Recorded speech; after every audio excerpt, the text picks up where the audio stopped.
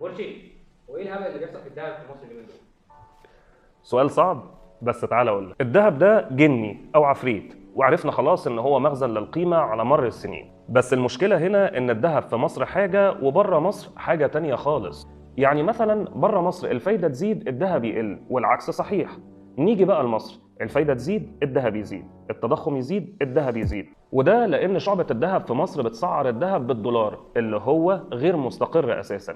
وهنا تكمن المشكله. فبتلاقي ان الراجل الجواهرجي اللي تحت البيت بيسعر جرام الذهب ب 29 و30 جنيه للدولار الواحد.